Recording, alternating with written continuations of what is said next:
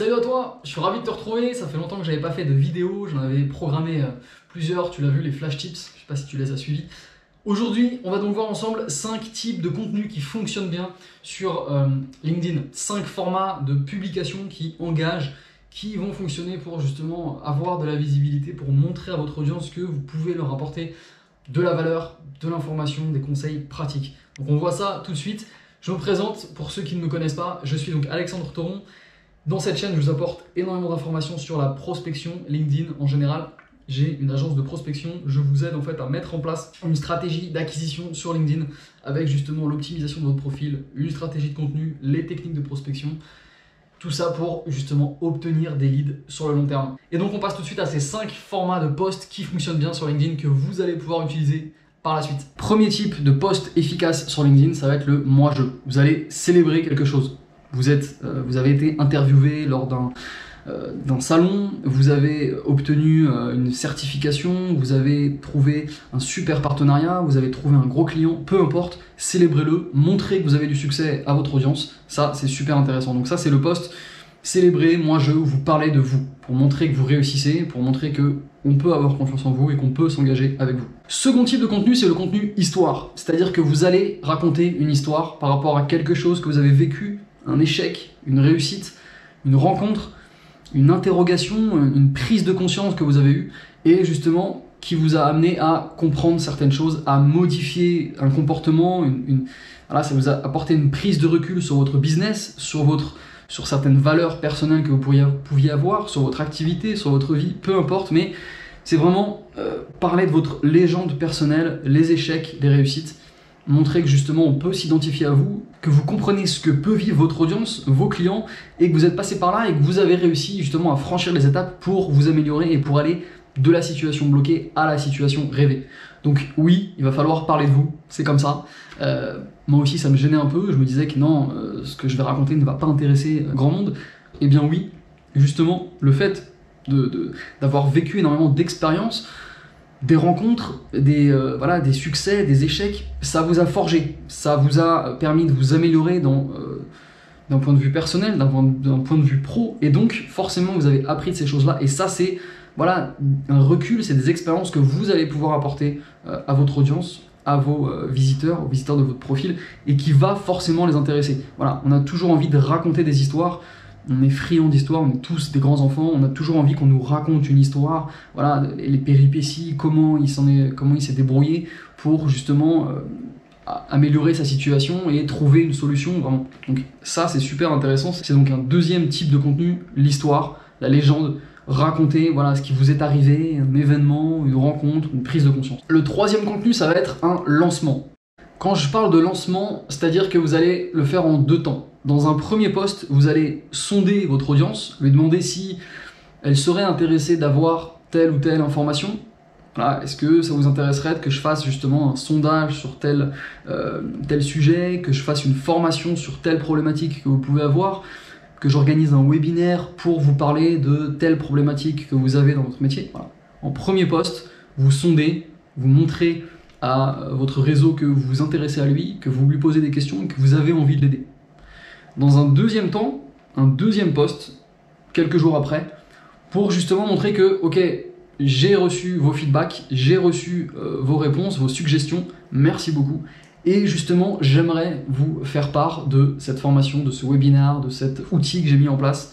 Et du coup là, vous savez forcément que ça va plaire puisque vous avez déjà sondé auparavant, en amont, votre audience. Et donc là, vous lui offrez du coup du contenu. Ça vous permet justement, vous, d'apporter énormément de valeur, d'être sûr que vous allez justement réussir ce lancement.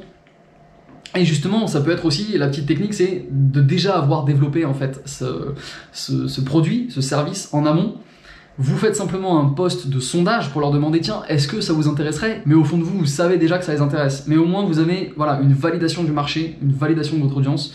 Vous pouvez déjà préparer ce qu'il faut en amont et peut-être l'améliorer justement en fonction des retours que vous allez avoir en commentaire, peut-être même des personnes qui viendront vous parler en messagerie par rapport justement à ce post. Donc, deuxième post, vous avez compris, vous lancez le produit, vous indiquez que chacun peut justement accéder à ce produit, à ce service. Soit vous le mettez directement en lien donc dans votre post directement, ou bien vous le mettez en commentaire, ou bien vous demandez de rédiger justement un commentaire en échange justement de ce service. Donc soit vous indiquez, écrivez Go en commentaire et je vous l'envoie. Vous pourrez l'envoyer en fait en privé dans la messagerie, ou bien vous pourrez l'envoyer directement justement dans le post pour que la personne l'ait tout de suite. Voilà. Soit vous faites un peu de suspense, soit vous demandez justement l'engagement pour être sûr que ceux qui vont commenter sont vraiment intéressés par le service, par ce produit, parce que certains vont juste liker, ils vont vous mettre ah c'est intéressant et vous savez pas forcément s'ils veulent vraiment obtenir ce produit. Donc au moins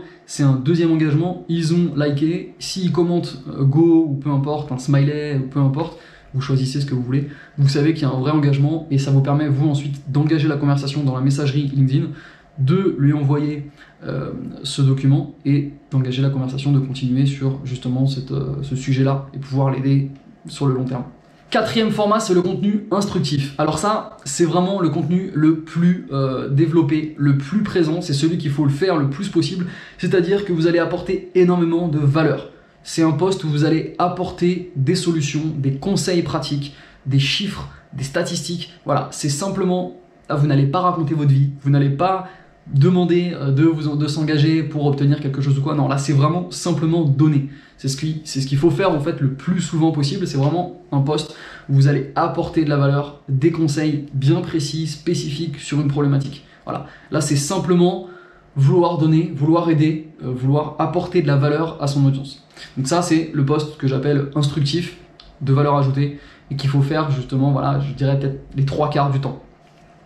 Dernier post, dernier type de contenu qui fonctionne bien, qui est très efficace sur LinkedIn, c'est le post du coup polémique. Vous l'avez sûrement vu, vous avez remarqué que quand on mettait des posts très clivants, très extrêmes sur certaines idées, sur certaines convictions, justement ça venait souvent au clash.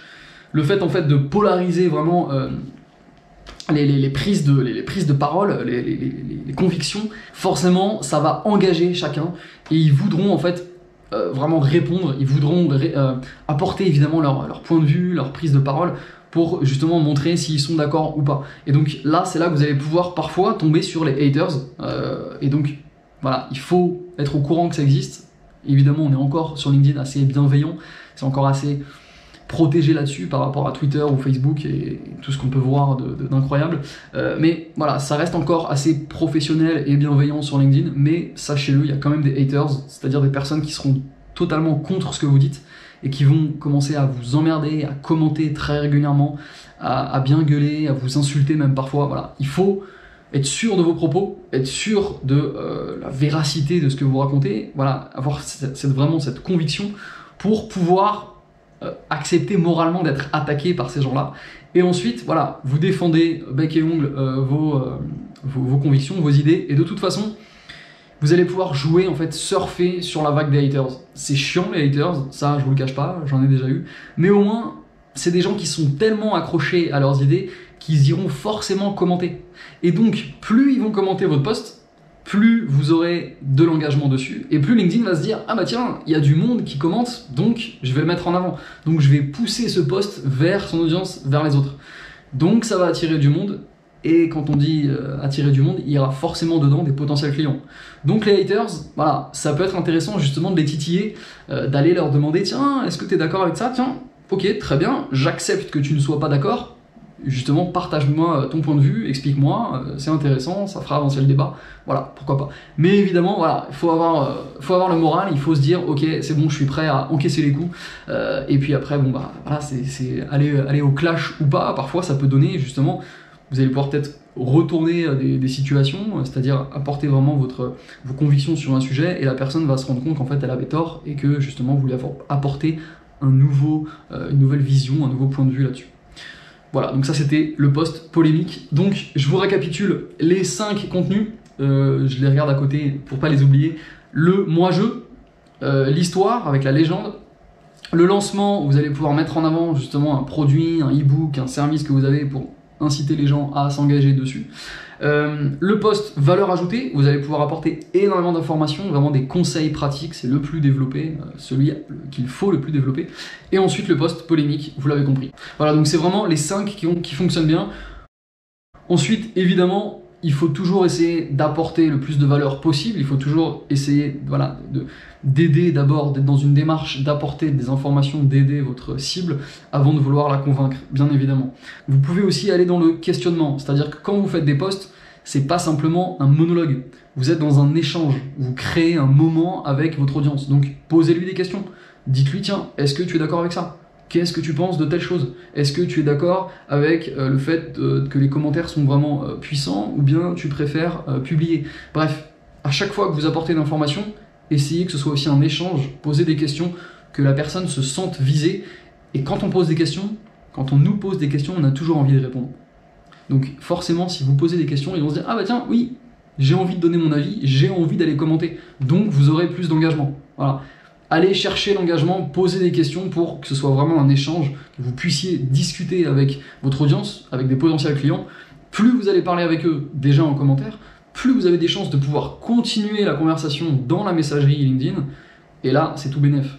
Si vous allez commenter, plus vous allez parler en fait dans la messagerie LinkedIn, plus LinkedIn va vous mettre en avant parce que il considère justement que si vous échangez avec cette personne, c'est que voilà, vous avez de la valeur ajoutée à vous échanger, où il y a une certaine synergie qui existe, et donc il va en fait, l'algorithme de LinkedIn va pousser vos contenus, vos publications, les mettre en fait plus en avant sur le fil d'actualité de cette personne à qui vous parlez. Donc voilà, la messagerie c'est super important, et de toute façon, plus vous allez parler avec votre prospect, plus vous allez pouvoir le connaître, comprendre ce dont il a besoin et donc lui apporter une solution, savoir si vous pouvez l'aider ou pas. Et donc passer rapidement au téléphone, remplir votre agenda et trouver du business, bosser avec eux. Voilà, merci beaucoup de m'avoir écouté.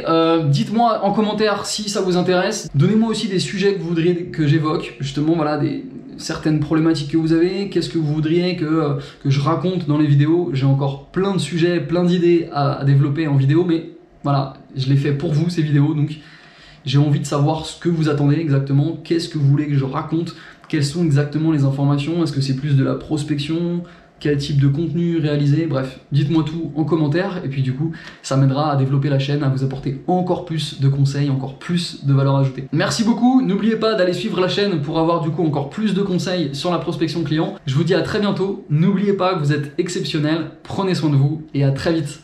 Ciao!